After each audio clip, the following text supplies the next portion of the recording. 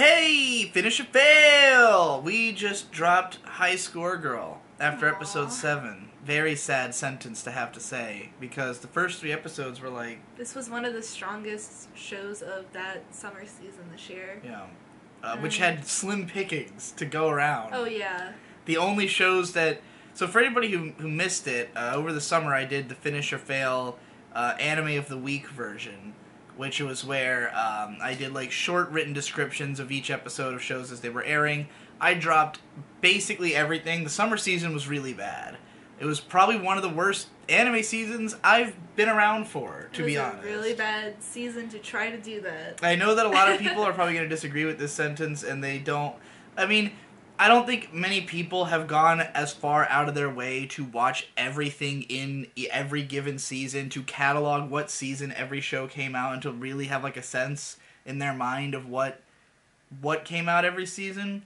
And I haven't kept up with everything over the last 2 years. Like, both 2017 and 2018, I have not been as on top of as I was 2016. Oh, I wonder if that's my fault. Or 14. No, it's not. It's. I've been mega inconsistent my whole career about that.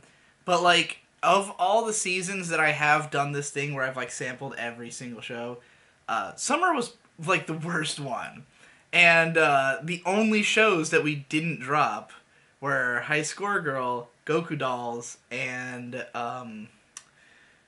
Planet With. None of which we've finished yet.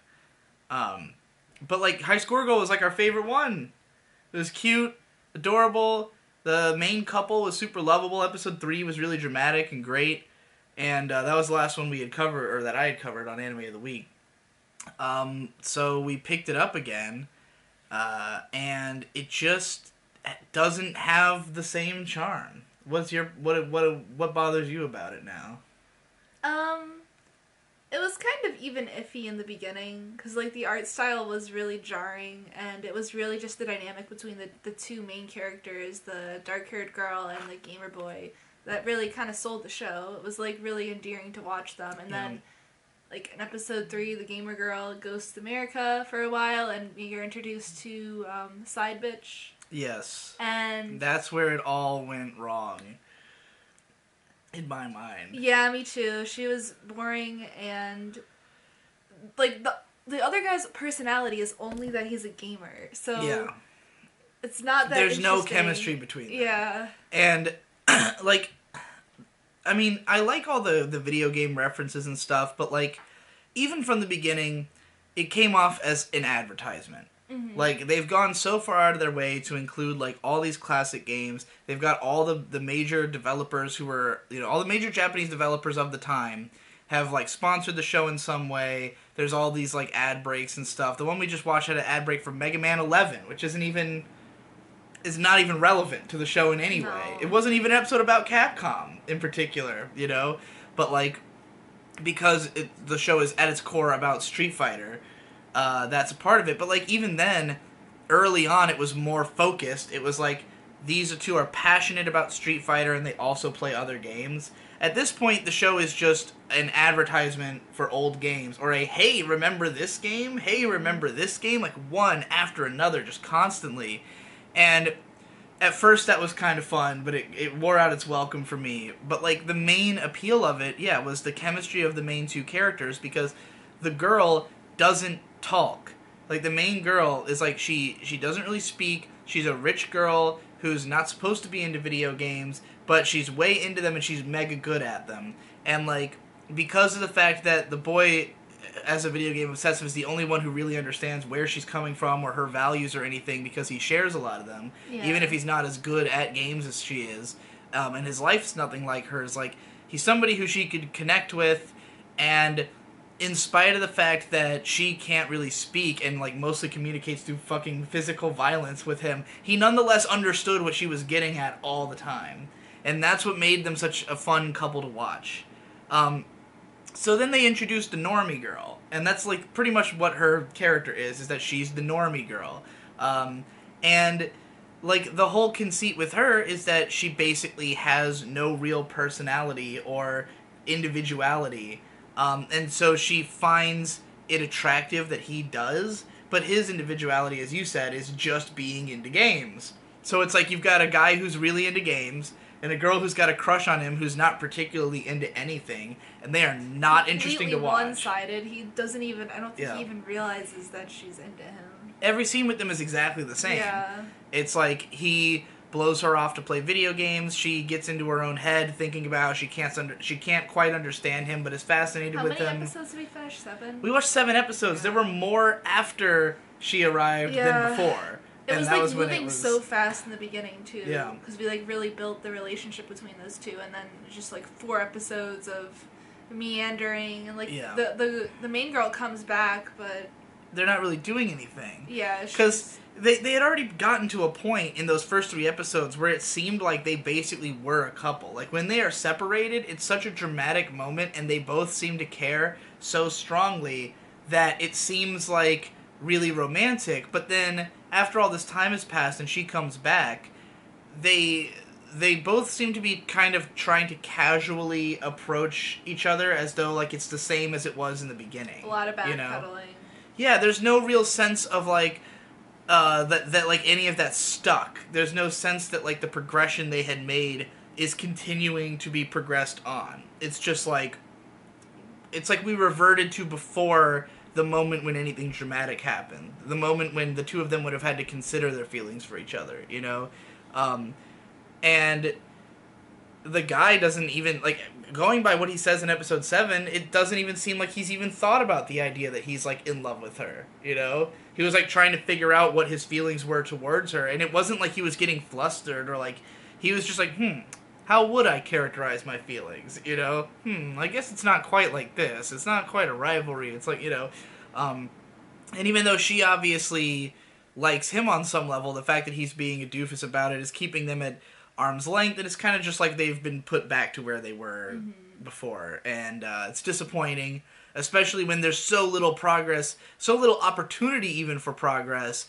when we keep cutting away to have him hang out with the normie girl, or play video games, which was endearing in the beginning, but now it's just all they're doing is having these miscommunications, and that's what is propelling the story. It's just there's more of a chance for their hijinks, but it's not funny at this point because we know that he just cares about games. That's it. Right. It's kind of like the show where you realize just how shallow it would be without that central romance the second it's diminished, It's like you said, that was kind of what was carrying the show. And, I didn't mind. I liked the CG. I liked the weird simplicity of it. I really liked the character the designs. The characters have. They're really funny. I love the way that the girls' faces are drawn, and just, the weird, crazy expressions and the teeth on the guy. Did you think the blonde girl was cute at all? I think she's cute, but, she's cute in kind of a very generic way. Yeah, I thought it was interesting that they gave her, just the blonde eyelashes. Yeah. It looks like that's not a common thing in anime characters. Right. She was definitely an interesting design, but her personality did not really match. No. She's kind of cute, but I don't care to watch her. And again, seeing all the video games, just as it has continued to feel more and more let's force every obscure fucking reference we can to any game that came out this year that anyone would have played. It's just alright, I get it. I don't need to, watch him play every game ever from the 90s, especially if it's not with the interesting characters, or they're not talking about the meta of the games anymore. Early on, there was more of that commentary on, how the games are played, and now it'll just be oh, they have Parodius, they have this, they have this that. Game existed at this time period, let's just shove it in here and have them play it for a joke. Well, in any case, it was definitely disappointing to watch it go... just kind of get boring. We really struggled through a few of those episodes. The 2 before Ono came back, it was ugh, it was I don't know if I want to keep watching this. But then she came back in episode 6, and we were okay. Let's there was a little spark because she came back and she was playing Akuma and all that. But then episode 7, nothing happened. So it was just well, don't care anymore. Moving on to the next one then. So I don't know if that's really... the video was just called, it was 2018 best anime year for anime ever ? I don't know if that was just clickbait. Jeff, get fucked.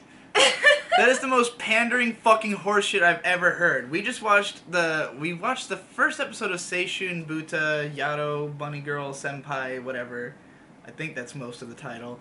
Haruhi for Zoomers. We had watched Haruhi for Zoomers. We watched the first episode like a few days back, and then we tried to watch episode 2, and it's really fucking episode 2 is miserably terrible. Yeah. And this show is very popular. I'm going to be called a contrarian for this opinion. Everybody's going to be like, oh, Digi hates the show that everyone on Reddit loves. Big fucking surprise. Like, look, I don't want to... the only reason I was watching this is that I was like, hey, maybe I'll get back on my grind of doing, like, all the most popular shows of a season. Like, that was why 2016, why I blew up so big that year. I was expecting us to at least, like, think it was tolerable and, like... This shit is fucking retarded. It's really bad.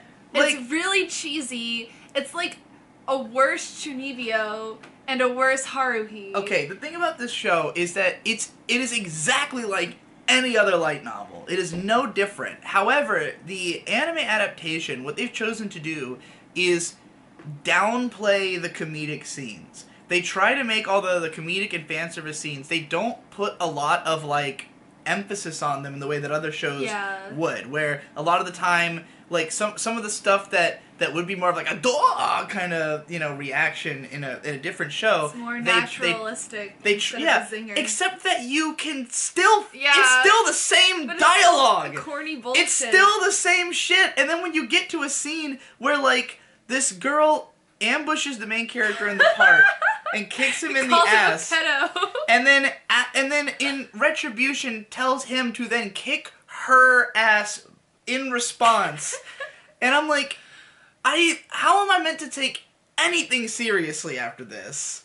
Like, we're in a goofy cartoon world. Yeah. Why is it trying to pretend it's not? This is a fucking standard light novel type of story. And, like, trying to play against type here is not adding anything to the show. It's the exact same script as what it would be if it didn't, you know, if it tried to present itself differently. And, like, why is the show so popular? I have no fucking idea. It's boring. It's boring. It's very generic. I mean, like you said, you were calling it Haruhi for Zoomers, and I think that this show touches on a lot of these familiar emotions that lots of light novels have touched on over the years. And if you are, you know, a new day's young person who hasn't watched 1,000 shows like this, maybe it resonates with you. Maybe you never saw Haruhi. Maybe you never saw fucking all those poor Zoomers. The Monogatari series, or Chunibyo, which does the puberty syndrome too. It's not like it's not literal. In this show, there's a literal like, disease that's like some kind of weird. It's like a reverse superpower, I guess. It's like different people have effects on them where, you know, there's like some kind of odd magical thing happens to people going through puberty in this world. It's just it's just an on the nose metaphor for their psychological hangups. It's just like this girl's problem was that she was a TV and movie star. She was getting too much attention, and then she rejected that, and now she's invisible. No shit, you know. But the show's not. There's nothing more to it than that. It's not like that's the baseline that we're working from. It's like characters are having conversations about this. You know, it's like this moody back and forth about just explaining the point. Basically, there's no scene where we're like experiencing a story. We're just having the point of a story explained to us via conversations between characters, which is typical of this type of light novel story. But if you were, say, watching the Monogatari series, not only would the conversations be more interesting and have better dialogue and have more, quips and more likable characters, but the visuals would be way more interesting because they would go out of their way to make every single image distinctive and like really weird locations, so that even if characters are just literally standing around talking for a whole episode, like, it never gets boring. This episode started off with the two characters just like in the street, and it just kept talking, going on and on. And the dialogue was so predictable. Like, you could tell where everything was going. You could tell how the characters were going to react to each other. It's just like, I've seen this all before, and this is... I don't understand what about this. Like, I understand why people would like this show, but, like, to hear that someone like Jeff, like a professional anime critic, is out here like, oh, this show's amazing. This might be one of the best years for anime. This is, like, one of the worst years for anime I've seen, and I'm not saying that as, like, oh, I think anime's going downhill in general kind of scene. No, I've been a huge defender of modern anime. I thought 2016 was a good year. 2017, I didn't end up watching a whole ton of stuff, so, like, I never really made a determination about how I felt about that year. But 2018 has been a particularly off year for anime. And there's lots of good reasons that would be the case. It's not like it's for no fucking reason. It's not like there's no logic. It's not people like, oh, you're just getting old and jaded because you've seen too much. No! There are perfectly fucking logical reasons why it would be a worse year for anime. Because of the way that the industry practices are going. Mm-hmm. Because of the way that there's all this splintering and rearranging of studios, this insane amount of shows getting produced, this, like, constant going back to the well to make the same types of shows because they're safe. Like, that is just not a good environment for creativity, and it's not, like, that's not weird. It's not like there's no way to recover from it. It's just the state of things right now. Things aren't good, and to put out this pandering horse shit and try to be like, oh, this year's fucking amazing because I made a lot of money on fucking YouTube talking about popular shows. Get fucked. Yeah. No, this show is fucking boring and weak, and I'm not even saying it's like a terrible, like, it's not the worst thing I've seen. We tolerated the first episode. We were like, okay, whatever, and then, like, the girls are kind of cute.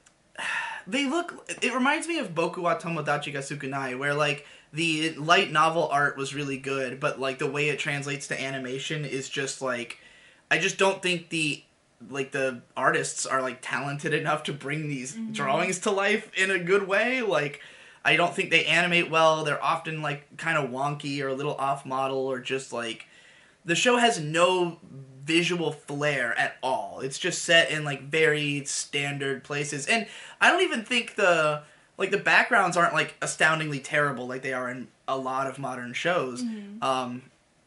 It feels like a show from, like, 5 years ago, you know, and it's exactly the same as any show from any light novel adaptation from 5 years ago. It's like, it's just a retread. And again, I'm not surprised that it's popular, but I am surprised that anybody who should know better would be blowing smoke up its ass. And fucking, yeah, like, I mean, I was interested in watching it mostly, like, after episode 1, mostly to talk about the sort of lineage of shows that are kind of like this. It reminds me a lot of, Oregairu, or, what the fuck is the full name of that? My Romantic Love Comedy Snafu. Oh, yeah, okay. Like, it reminds me of that, and that it's, like, a very moody take where the characters are all kind of depressed, and, like, they have, like, problems with the world. There's a lot of talking about, like, the way things are, the way people are, you know. There's this fucking retarded explanation at the beginning of episode 2 about Schrodinger's cat. And how, like, the same thing applies to people. It's like, oh, you know, if someone's not observed, then their existence isn't confirmed. And I'm like, what the fuck are you talking about? What does that mean? Like, is that just trying to establish the rules of this fantasy universe? Or is this meant to be some kind of statement about humanity? Because if it is utterly horseshit. It means nothing. It has no bearing on reality at all. I'm sick of Schrodinger's cat in anime. Like, every single young adult anime has Schrodinger's cat somehow just, like, thrown in as a reference, and it's... Yeah. It's like a... You get it. It's an interesting concept, but, like, it doesn't really... It doesn't do anything for me, and, like, it's not creative. It's not a fun thing to explore. It's just like, let's throw some anime bullshit in here. That's, you know... Yeah. Well, it's edgy, because it's like, oh, a cat dies in this analogy, so it's like, sick. Wasn't Schrodinger's cat just like a random thought experiment brought up as a joke originally? Yeah. Like, God. So, yeah, I mean, again, I could easily see, like, a younger version of myself having watched this whole show and maybe even connected with some of the characters and their like, what their hang-ups are or whatever, but, like, again, it's just, like, it's very trite and generic, and when we got to the part where, like, they're doing this stupid butt kicking joke, and I was just like, I'm fucking done. I don't care anymore. Like, I can't put up with this. I'm not that fucking desperate to talk about the most current show, you know, the most popular current show, I mean to say. There's other popular shows I can talk about, for fuck's sake. Oh, God. Well, I look forward to getting reamed in the comments on this one. I look forward to Reddit being all over my ass. I look forward to being considered a contrarian. I look forward to being told that I didn't watch enough of the show to understand it. That once the point becomes apparent, the show gets good. But the point is apparent. That they haven't introduced Best Girl yet, so my argument is invalid. What else can you think of that I'm gonna be accused of for not enjoying this fucking incredibly trite? I am too fucking old. I am too fucking old. Next show. Continuing on tonight's episode of Digi and May have the most contrarian opinions about anime on YouTube. Yeah. We watched all of Dorei-ku, which has a 6.1 on Mal. I gave it a 7. What do you think? I'm probably gonna give it a 6. Yeah, that's reasonable. Yeah. I was shockingly entertained by this show that neither of us had heard of at all. We knew nothing about. What season was this even? I don't even know. Looks like spring. Yeah, we happen to have the Mal open on screen, but like, it was just in the list of shows that we had to watch, and we just were like, what is this one? And right away, I was surprised how entertaining it was, especially because the OP is fucking terrible. Yeah. One of the just like most musically, like, fucked, just a clusterfuck. Like the noises are all just like sounds like at odds with each other. It's fucking like terrible. The Japanese flutes and some like sad boy singing over it. And then like the animation's not amazing. It's not terrible, but like the background art's pretty, you know, I have modern no anime. praises. No. There's some interesting faces and stuff, but I'm sure they're just copying the manga. Yeah. But and also it's edgelord stuff, which you would expect. I'm usually not the biggest fan of the super edgy shows. But these shows have been some of the best this year. Yeah, what was the other one? Magical Girl Sight. That's true. Magical Girl Sight was actually good. Shows that like you watch the first episode, oh, this was more entertaining than you think, and it's just able to consistently. I wouldn't even say consistently, but to just stay interesting and creative the whole way through. This one, I think that a huge part of what made this show possible to be as entertaining as it was is that it's based on a 10-volume manga, as I've since learned, and apparently it just crammed the whole fucking thing into a 12-episode show. So, like, the plot moves obscenely fast, and it's one of those things where, like, the reason I give this show a 7, this is a show that I legitimately think that with some rewriting and restructuring and with, like, unlimited time and money, could have been, like, a 9 out of 10 show. Yeah, if more talent went into the show than just, like, recreating the manga, I think they could have... more time. Yeah, they could have done more with it, but the story was interesting enough on its own. Yeah. And I kind of like that they crammed, like, whole manga chapters in an episode, because for the, like, at least the first half, every single episode would end with, like, this awesome twist. Yeah. It's like, just, like, there's always stuff happening. It's like, you especially because there's an ensemble cast of characters, so you're switching between characters on the fly all the time, and, like, through a lot of the early episodes, it almost feels like you're just watching an anthology show. Like, you get an episode that'll be... So, first of all, we should talk about what the plot of this show is, which is kind of genius, because very simple. Someone creates these little, like, mouthpieces that you, if you are wearing one in your mouth, and someone else who has one in their mouth challenges you to a duel, and you accept, then if they beat you, then you become their slave. And the way that it works is what makes it interesting, because it's entirely based on like brain chemistry or chemicals or whatever. Like, it releases some endorphin in your brain that causes you to feel the need to do things for someone, and if you refuse, you basically are like just go insane. And you can't live without it without having some kind of consequence, because you become addicted to it. Yeah, you become addicted to the thing itself and like what it does to your brain. So you can't just stop. You can't just take it out And in the beginning, it's presented as just like, okay, here's the device. It's been inserted into society. Let's see what happens, you know? And so you simultaneously have what feel like episodic plot lines of like people having reasons to use this. So in the first episode, a girl gets date raped, and she decides she wants revenge on the guy who did it. Yeah. So she tricks him into using this device. And that's another thing what's great about the show is that it always feels very natural, the way that this plot evolves, that like we're given the suggestion that it's just like these things have appeared in society. So they're kind of just rumored. They're not like abundantly everywhere. They're like people are slowly finding out about them. They're like talked about on the web and in places, but most people don't know about it.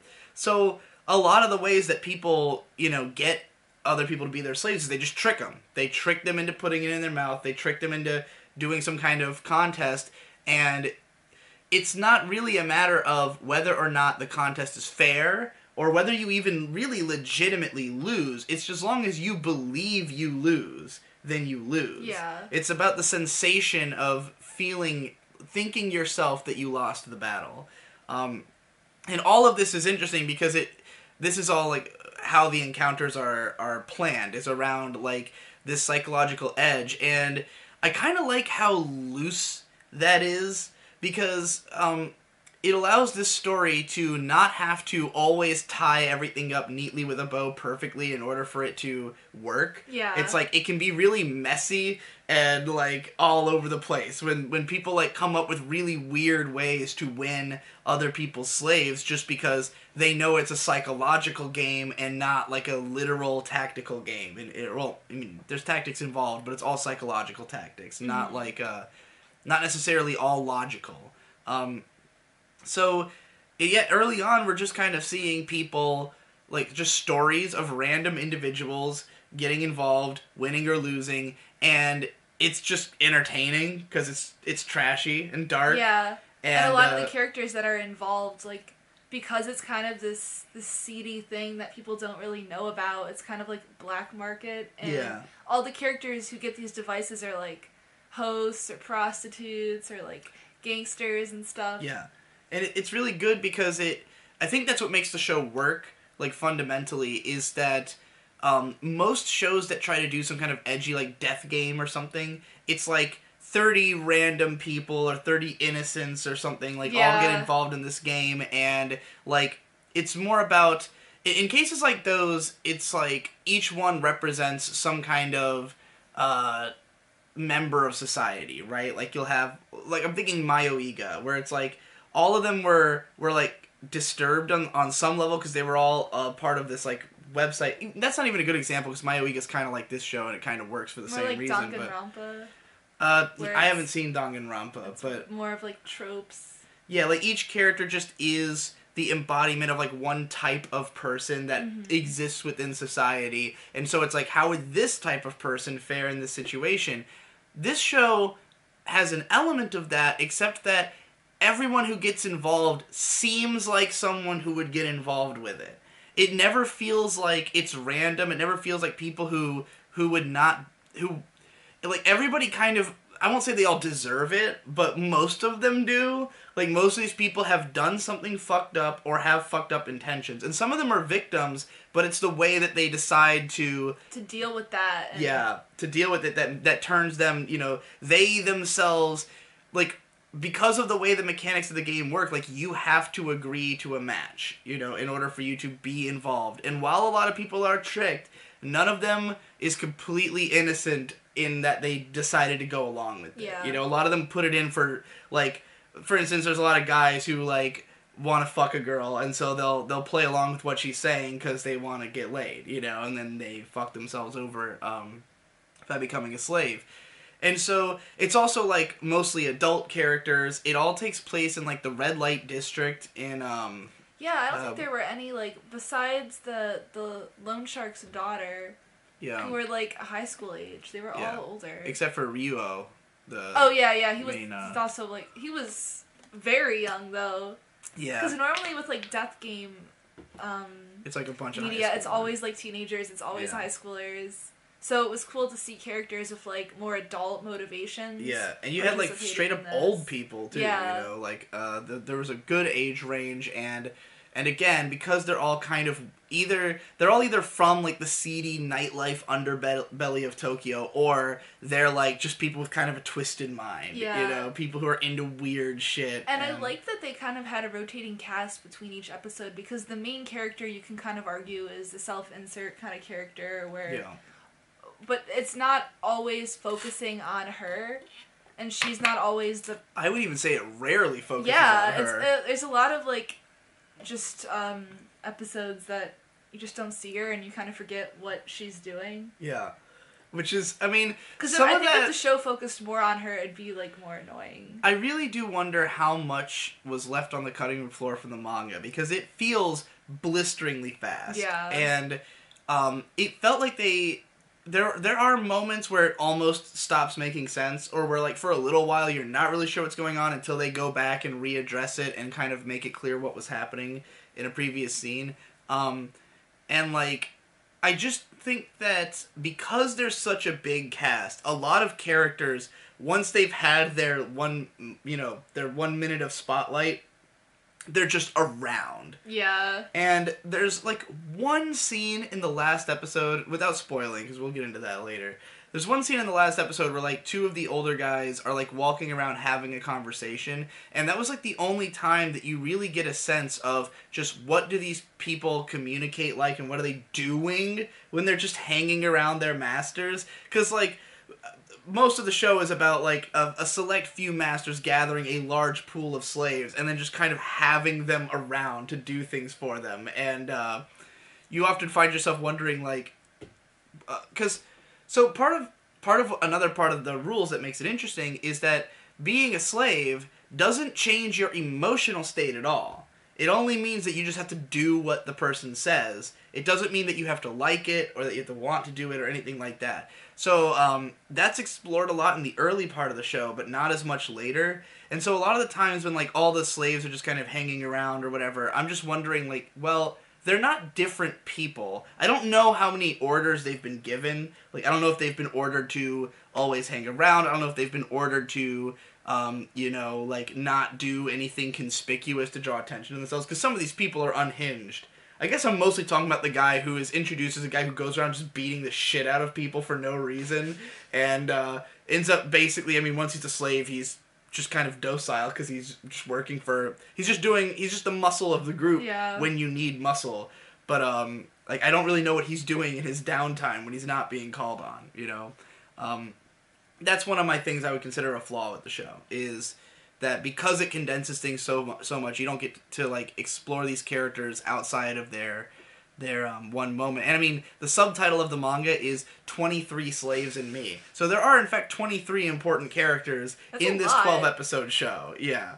It's a pretty fucking big cast. But it's really fascinating how in the early part of the show, aside from these one-off stories that you're seeing that almost feel completely self-contained, there's also two main characters. One, it's a girl who teams up with this guy, basically just a couple of thrill seekers, like, which makes them, it's like you're meant to be kind of on their side because they're like, they're not planning to do anything really bad with their slaves or anything. They just want to play the game, at least at first. Yeah, and then they kind of get more corrupted and more into it.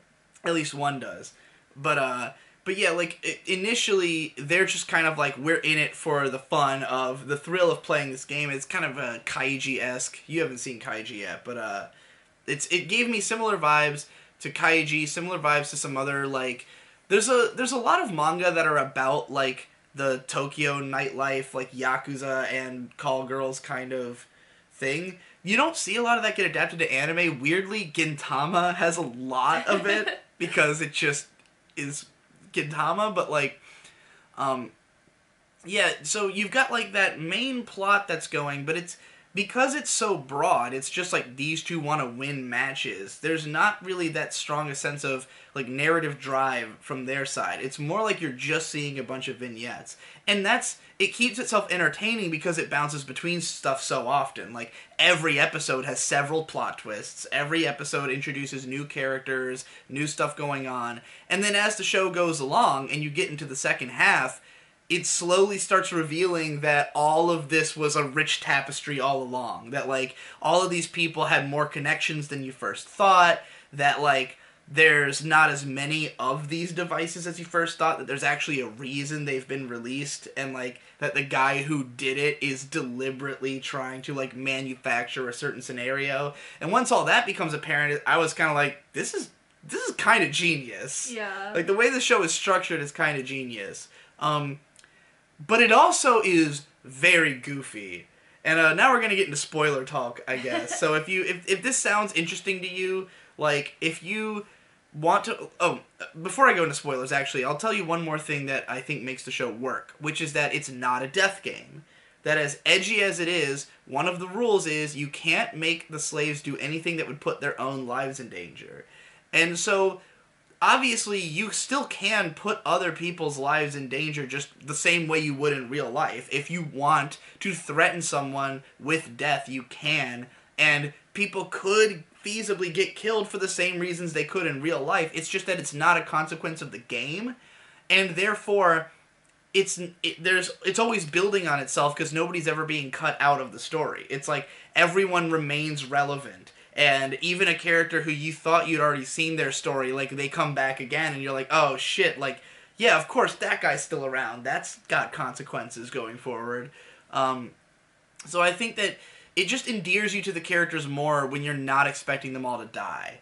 Because for me, when I watch a death game show, I'm always just like, well, let's not get attached to anybody, because the whole point is that they're all going to die, you know? In this show... there's even some characters in the show you want to die, who don't even, and you're like, wow, they didn't even kill that guy. That's amazing.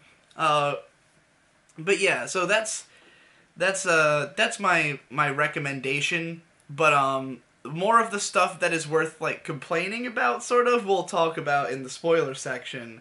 How did you feel about when this show got goofy? Were you down, or did you start to, like, roll your eyes a little bit? I did start to roll my eyes a little bit. I don't think... it started focusing on characters who I wasn't interested in or just thought were annoying. Like, who's your least favorite? Ooh, probably, like, the black-haired girl who's a nurse who's, like, obsessed with that. Purple-haired. Yeah. She gets so much screen time and is, like, so essential in kind of, like, the last arc. Yeah. To, like, why... different people switch hands and stuff, and so her character is... it's just that she's obsessed with this guy. It's the thing is, on the one hand, I would be willing to forgive her character for the fact that the author deliberately presents her as just a crazy person, and she introduces herself that way. She says, like, I'm a crazy person, I'm a psychopath, I challenge all of you, I'm gonna take over. And, like, that aspect of it I'm okay with, because, yeah, why not put at least one just crazy person in there? But, like, her motivation is that she wants to get all these slaves to try to wow this guy who she, like, saw randomly in the streets one day and fell in love with. Yeah, he protected her from a bunch of, like, creepy guys. And, like, it doesn't seem as though there is any reason that doing this would get her any closer to that goal. No. That, like, there's no reason he'd be interested in having these slaves. There's no reason he would... like, he doesn't seem like that type of person. And, like, it's not really clear how she came to the conclusion that this was a way of going about this. And throughout the whole entire story, that's, like, her main motivation. Like, she switches sides just because she sees somebody on the street who says his name. Yeah. And convinces her to join the other side. Like... right. So, it's, like, kind of a lot. Like, her character's too convenient. Yeah, but her character could have been really fun, because she's, like, a nurse, and she has, like, access to all the medicine, and she's, like, kind of a smart person who had a lot of control of, like, she had a lot of control throughout the story. Right. And they could have made her, like, more interesting or cooler, but it's just, like... She comes off as really just like almost like a comic relief character unintentionally, it seems like. Kind of when she was starting to get a whole lot of screen time, I was like, yeah, well... This is, like, not interesting. She was also a big part of one of the, like, this show... So, you know, obviously there's lots of games that the people have to play against each other. Sometimes they're really clever and fun. A couple of them are weird and I didn't completely understand or didn't buy what had happened. They seem to get worse as the story goes further. And I would say that the two worst ones, one of them is the capture the flag game in the warehouse. And the only reason that one is bad is because basically the purple-haired girl had come in and set up traps beforehand to try to win this game, and the little boy, Ryuo, who she's fighting against, they both have, like, a bunch of slaves. This is, like, at a point in the show where it's, like, two major powers with lots of slaves. They're fighting to see who's going to take over the other person's group of slaves. And Ryuo wins by tricking her slaves into thinking that they will be putting their lives at risk if they try to approach the flag, so they won't.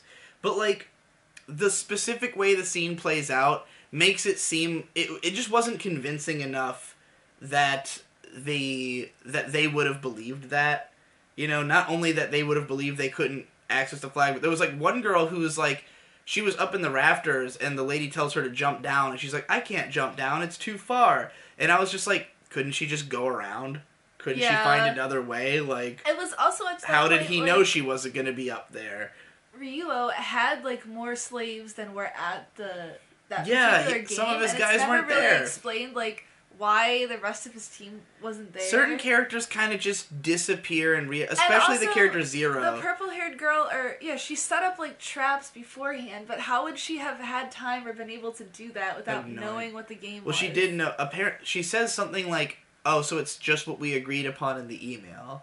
So, like, I think he had told her the whole game beforehand. That's possible. And then they came to do it. But, like, yeah, again, it's just, there's a lot of things where it feels like, just by condensing the manga so far, it's like, you really gotta fucking cling to every line of dialogue, or else there's certain stuff that you're gonna be like, wait, what happened there? And even still, like, there's definitely characters who are just missing from certain scenes who should be there.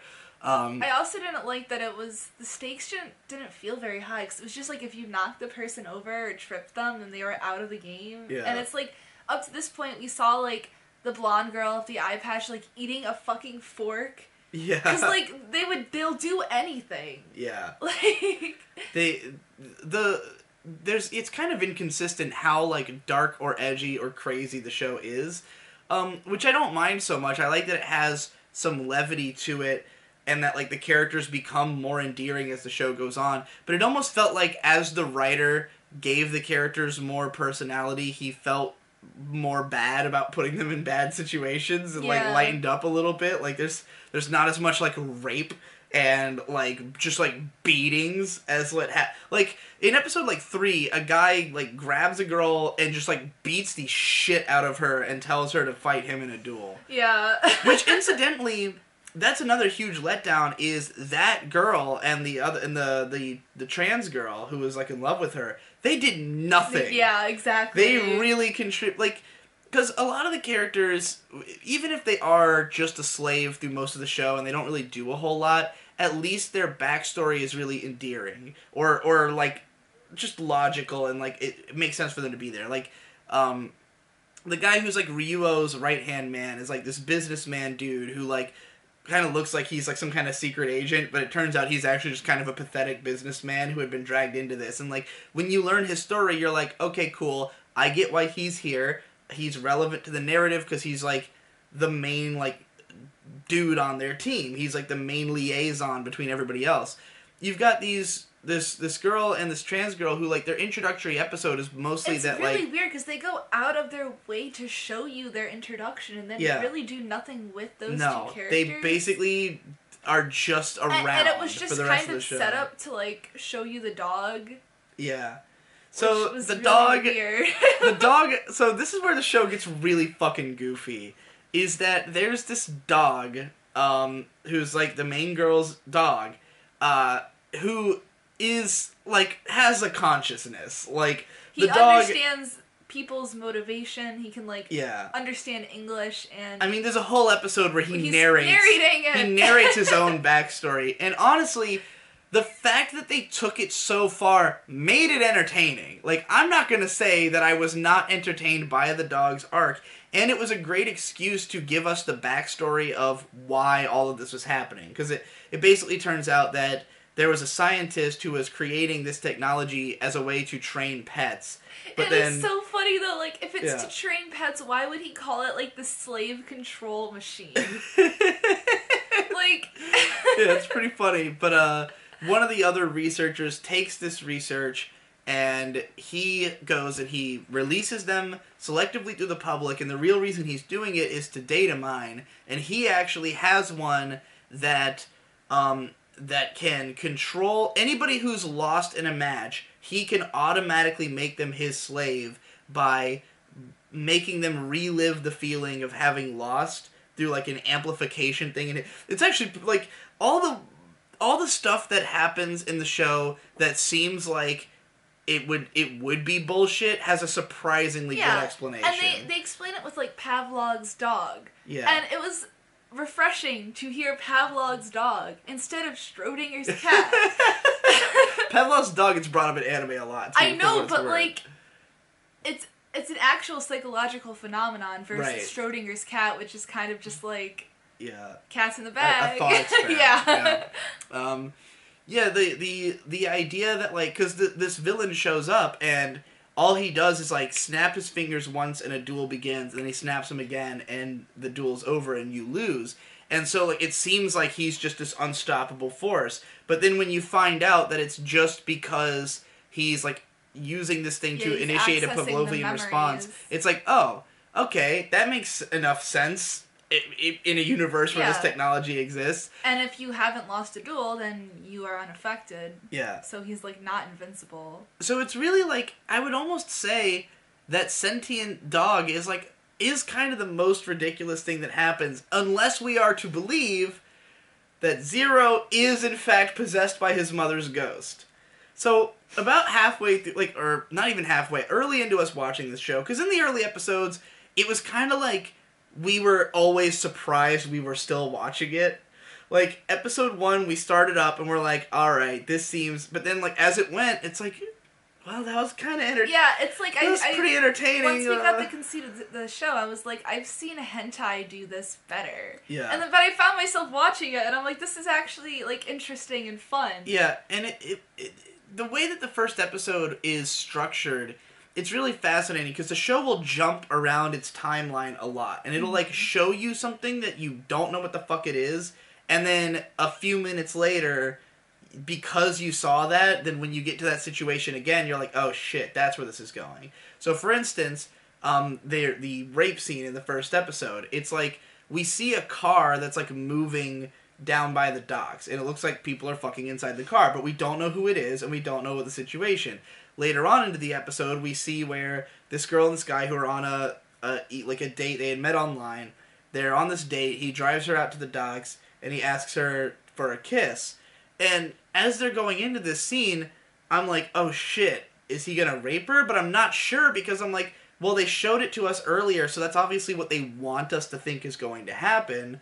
But is it or not? And then it does, and you're like, oh shit, you know? But, like, it's like you were mentally prepared for it, so it doesn't feel like it's leaning into the shock value. It doesn't feel like it's trying to take you by surprise. And it happens very briefly, and it's not very sexualized. It's just kind of like, you know, not to say that this show doesn't sexualize its characters at all or anything, and most of them are, like, hot girls with huge fucking tits, but, like, they also are mostly call girls in fucking the red light district, and most of the villains are, like, sexually abusive monsters, you know? So it's like, it never felt unbelievable or forced. It was, you know, properly, you know, I would say it was disturbing, you know? As it should be. I don't think the show, even though, like, it plays up, like, fetish iconography a lot for the tone, and, like, it plays, like... For instance, every time a character's, like, we're about to learn a character's backstory, it'll show a picture of them, like, in some kind of bondage gear that, like, represents their personality in some way. And, like, I thought that lent a lot to the show. It gave it like kind of taught you a lot about the characters that we don't Yeah. really get to spend a lot of time with, but it's just like visually interesting and Yeah. informative. I agree. I'm sure they took those right out of the manga. So because of the fact that as we were going through the show, we were like, you know, every episode we're like surprised we're still watching it. We're like, maybe this is going to get stupid and fall apart. So I started reading reviews, and I read a review of the manga that was like gave it like a 4 out of 10, and it was basically like, look, this manga's great up until 70% of the way in when they introduce fucking ghosts. And I was like, what are you talking about? That sounds hilarious. So as it turns out, there's this character Zero who, and I thought this was a fucking genius idea, is that he cannot be, well, he gets taken as a slave, but sometimes it seems like he can break away from the slavery, or like when he first transforms, he disobeys an order, and they're just like, maybe when you first become a slave, you're less susceptible or something. I don't know. Like, that's just kind of how they write it off, because they're just like, well, I guess that's all it is, because he starts acting like a slave right afterwards. There's no reason to think about it. It turns out that he has a split personality, and that when he's in the other personality, he doesn't have the sensation of having lost, so that's why he is now no longer a slave. But what he explains that the personality is the soul of his dead mother possessing his body. Yeah, and I mean, it's that personality that's explaining it, because he like repressed his mother's death, so he doesn't even know what his mom's name is or anything. He has no idea that this is happening. He just thinks that he's having like random blanks in his memory, and he doesn't know why. But like when he's in that other personality, he's like, oh yeah, my mother who died, like, I am the mother who died when my son was like was pretty young, and she's communicating with this girl who she had who she'd met in jail and like become friends with, who is a lunatic and would believe that he was possessed by a ghost. Yeah, so that's the thing, is that the show never explicitly states that it definitely is the case that it's a fucking ghost. I honestly think that it's more likely it is just a split personality, because they describe it as like when he put the device in his mouth, like it awakened like a certain, because like it affects your brain and stuff, and just the way that like he like has blanks in his memory, and the fact that like the show is a psychological like horror. Yeah, they're gonna. And a lot of the characters are, like, mentally ill and deranged, so I would definitely believe that, like, they would have a split. They even say it in the show. Yeah, they say like, he has a split personality. Yeah. It's just that he explains it as, I have a ghost inside of me, and this woman believes it, but, like, no one else has any reason to even think about this. And, like, you know, he doesn't even necessarily act like how his mom was presented in the backstory. Like, this mom was presented as just like a happy-go-lucky, freewheeling kind of like ragamuffin thief who, like, but the personality that he's portraying takes itself a lot more seriously and is just concerned with like saving him, Zero, you know. So it's easier for me to believe that it is just a split personality, and like Zero's character as introduced is that he's like kind of like he doesn't talk to anybody. He's like super like aloof and just like doesn't understand himself very well. It's like seems like the type of person who could have a split personality. He definitely has some kind of psychological trauma and So I the best I part don't is think there's actually ghosts is what I'm trying to say. He like is smoking a cigarette and he's like, oh, don't tell the other personality that I'm smoking a cigarette. Yeah. So I'm thinking like, so if we do think of it as a ghost was possessing him, then in that case, that is the craziest thing that happens. I personally don't think that was the intent, and whether it was or not, it's left ambiguous enough by the show that you can read into it what you want. The dog having a consciousness is undebatable. The dog has thoughts in English. You know, he has loyalties and priorities. He participates in the narrative as a functional character for at least a while. So, yeah, I would say that the biggest problems I have with the show are, A, that a lot of the characters, they get underexplored, they kind of fall into the background, There's parts where you're like, I don't really know what those guys are doing. There's the capture the flag scene is pretty bad. The purple haired dominatrix girl is a terrible character for being as important as she is.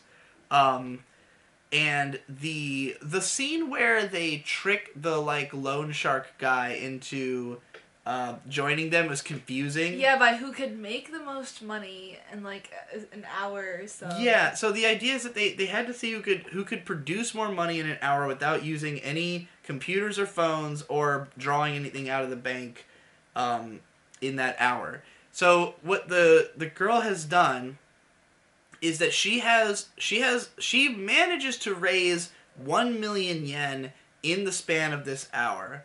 And meanwhile, she's pulled 10 million out of the bank, and had one of her lackeys come to this guy and like offer him $10 million as a as like how he's like she's basically trying to trick him into accepting this money, and he does. He's like, I figured out that this was a trap, but I still have the money, so, you know, I've got 10 million, there's no way I'm gonna lose.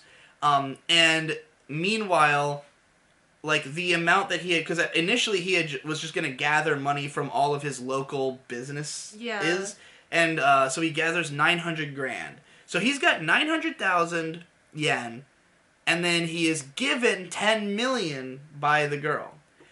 As soon as she gets back, before the hour is up, there is a bomb underneath the 10 million, and it goes up in flames.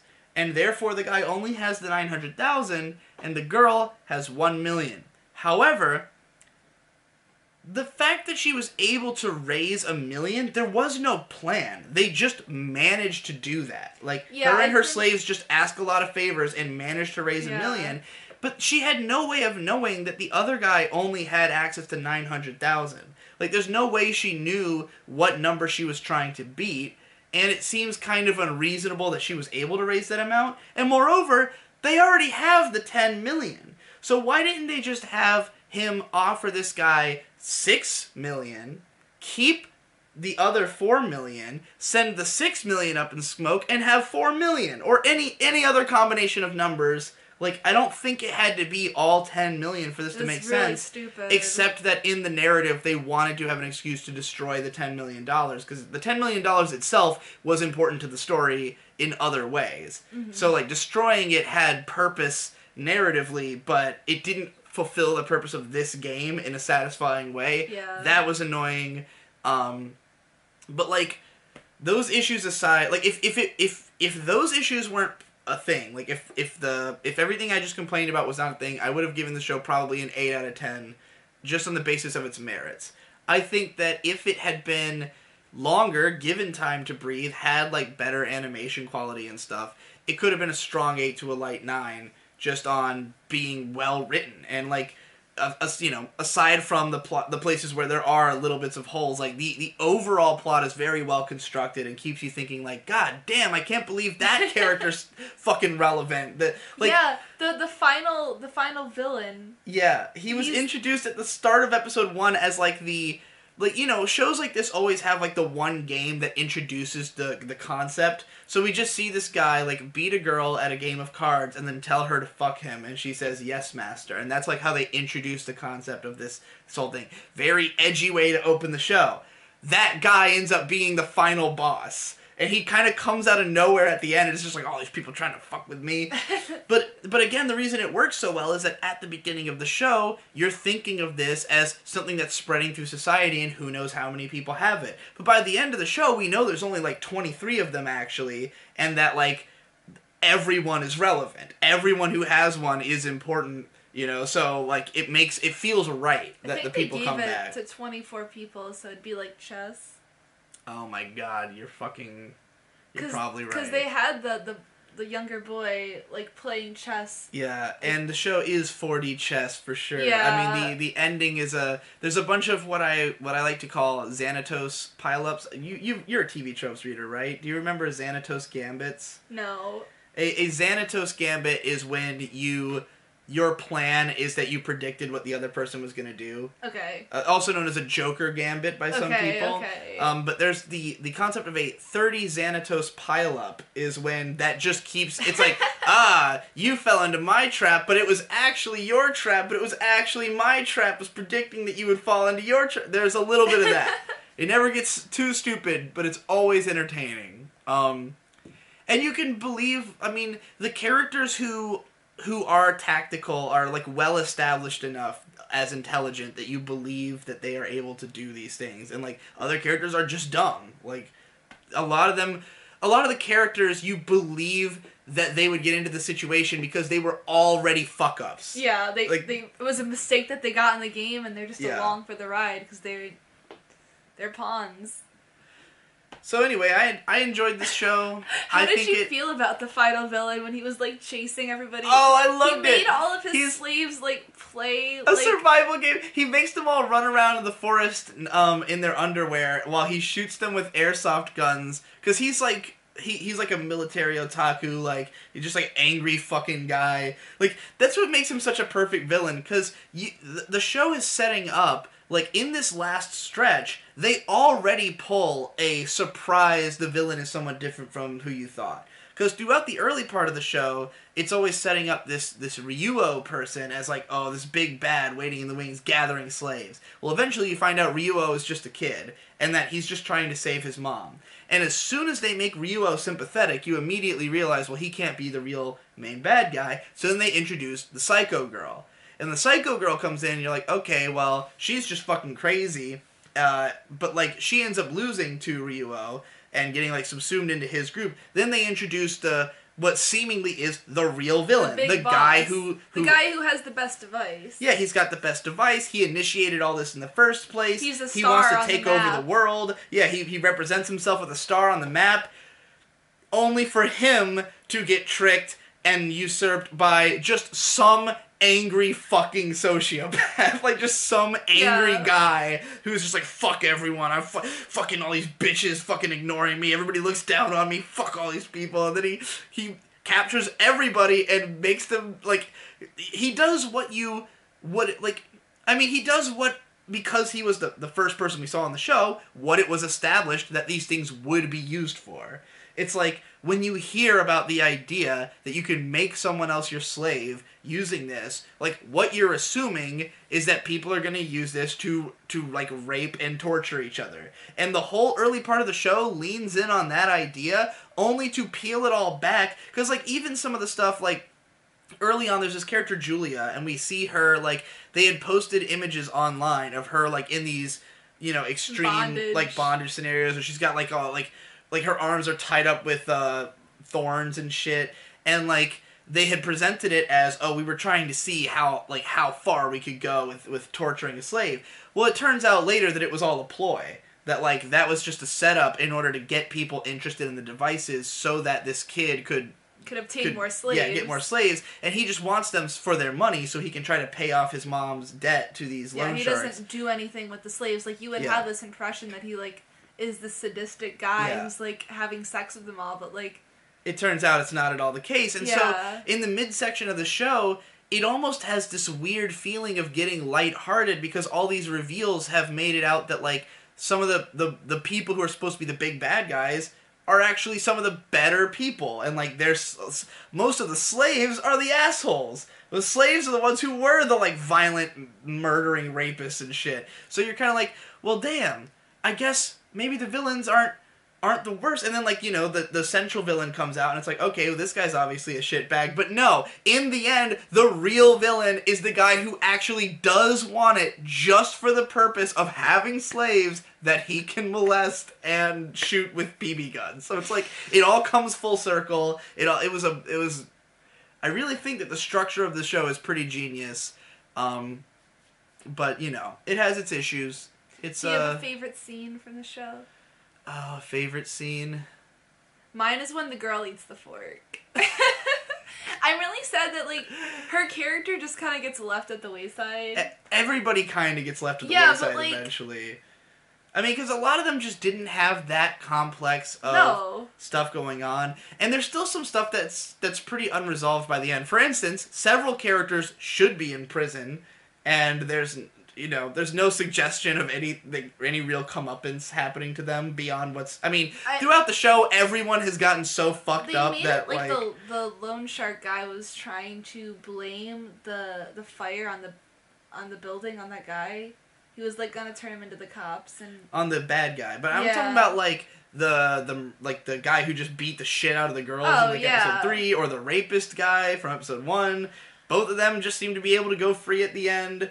They're standing there right next to their victims, and nobody's saying anything about, like, by the way, before you release those 2 guys, make them jump off a cliff first. I mean, you can't actually do that, but it was just funny that like everybody was just kind of free to go at the end, with the exception of, like, the 2 biggest villains, when, like, a lot of the slaves themselves were big villains of some point in the show.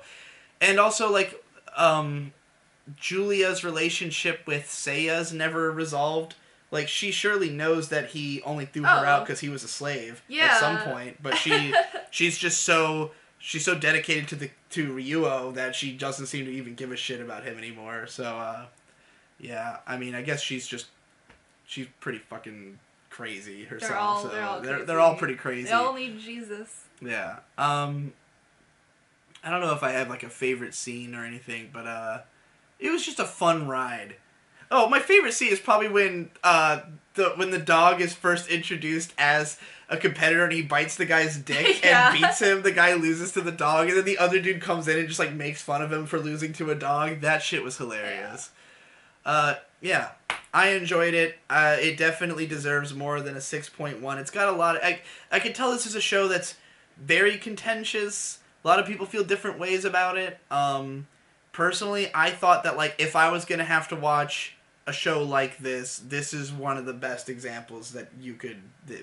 One of the best uses of your time to watch some edgy bullshit. Yeah. You have anything else to say? Watch it. That's it for this episode of Finish or Fail! Bye.